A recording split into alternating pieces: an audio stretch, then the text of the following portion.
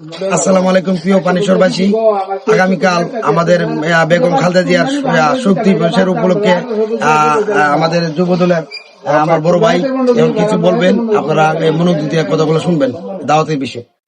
আসসালামু আলাইকুম প্রিয় পানিশ্বরবাসী, আগামীকালকে পানিশ্বরে আয়োজিত বিএনপির পক্ষ থেকে আয়োজিত বেগম খালেদা জিয়ার শোক সভা ও দোয়া মাহফিল অনুষ্ঠিত হবে।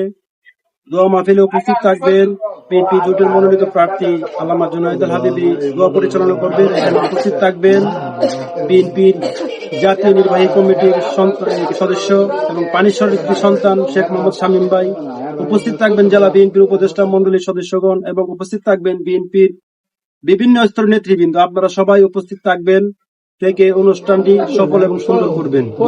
ধন্যবাদ সবাইকে। এখন আমাদের মাঝে শালম ভাই। বিসমিল্লাহির রহমানির রহিম। আগামীকাল ৫ নং পানিশ্বর উত্তর ইউনিয়নের বেগম খালেদা জিয়ার শোক সভা উপলক্ষে আমাদের জোট মনোনীত প্রার্থী আল্লামা জুনায়েদ আল হাবিব আসবে। পানিশ্বর ইউনিয়নের সকল স্তরের জনগণকে দাওয়াত দিলাম, আপনারা সকলেই এই দাওয়াতে এসে সবাইকে সাফল্যমণ্ডিত করবেন, এই বলে আমি আমার বক্তব্য শেষ করছি। আল্লাহ হাফেজ।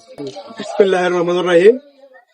পানিশ্বর ইউনিয়ন বিএনপির আয়োজিত শোক সভা উপলক্ষে আগামীকাল সর্বস্তরের জনগণকে আমরা দাওয়াত করতেছি, আপনারা সবাই উপস্থিত থাকবেন।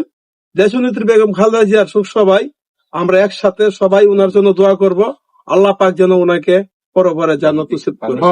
আমিন। Thank you. আসসালামু আলাইকুম।